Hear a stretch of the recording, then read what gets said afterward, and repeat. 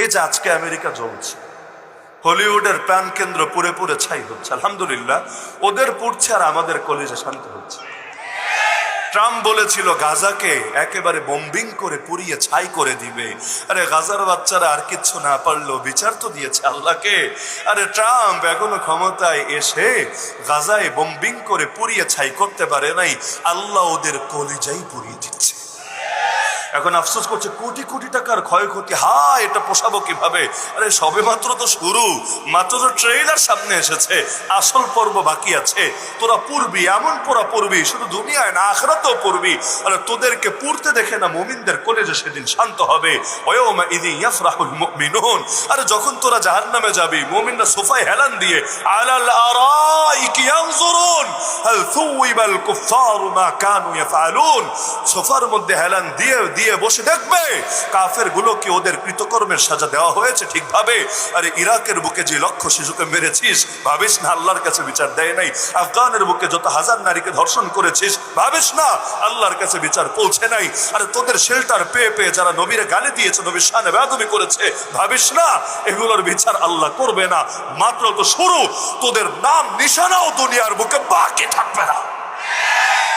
এই শতাব্দী আল্লাহ চাইলে ইসলামের বিজয়ের শতাব্দী। আমাদের হীনমন্যত দরকার নেই, পরাজিত মানসিকতা ভালো কিছু না। আল্লাহ রাসূল মক্কায় মাইর খেয়েছেন কিন্তু আওয়াজ উঁচু রেখেছেন। আমরা মাইর খাবো প্রয়োজনে, সমস্যা নাই, কিন্তু আওয়াজ তো নত করতে পারি না।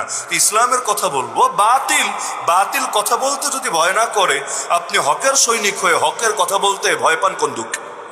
ওর সাথে আল্লাহ নাই তাও বলেন, আর আপনার সাথে আল্লাহ আছে, আর যার সাথে আল্লাহ আছে তার কিছু লাগে? আরে সে কিভাবে নিজের সুর নত রাখতে পারে? শাইখুত তাফসীর আল্লামা মাহমুদ আলী লাহোরী রাহমাতুল্লাহ আলাইহি, আরে যখন ব্রিটিশদের কারাগারে বন্দি নির্বাসনের সাজা দিয়েছে, তুষার পড়ছে, ঠান্ডা নিবারণের কাপড়ও দেয় নেই পর্যাপ্ত, এক পর্যায়ে আল্লাহর বান্দা অজ্ঞান হয়ে পড়ে গেছে। গার্ড ভেবেছে মরেই গেছে, গিয়ে অফিসারকে জানালো, অফিসার বলল ভালোই হয়েছে, মোল্লা মরেছে, আপদ বিদায় হয়েছে, আমরা ফাঁসি দিলে আন্দোলন হতো, এখন তো আন্দোলনের কিছু নাই, কারণ এমনি মরে গেছে। পরে দেখা গেল যখন বরফ গলতে শুরু করেছে, আসমানে সূর্যের দেখা মিলেছে, তাপ পেয়ে এবার হুজুরের চোখ নড়ছে হালকা হালকা করে। গার্ড দেখে ডেকে আনলো অফিসারকে, স্যার ও স্যার জলদি আসেন, মোল্লার দেখি কই মাছের প্রাণ, এখনো জিন্দা আছে, এখন হুজুর দেখে যান না। এসে দেখে আসলে জিন্দা আছে, শ্বাস প্রশ্বাস চলছে, চোখও হালকা হালকা করে মিলছে। এই অবস্থায় কিন্তু শরীর নাড়ানোর শক্তি নাই, যেন জিন্দা কঙ্কাল পড়ে আছে। অফিসারের মায়া হলো, টিটকারি মেরে বলল, কিরে মোল্লা, আমাদের বিরুদ্ধে যুদ্ধে নামলি, হিন্দুস্তানে থাকতে দিবি না, আমাদেরকে হিন্দুস্তান ছাড়া করবি, হ্যাং করবি, ত্যাং করবি। এখন দেখি শরীরই নড়ে না, রক্ত ঠান্ডা হয়ে গেছে, নাড়ানোর শক্তিই পাচ্ছিস না। ওই অবস্থা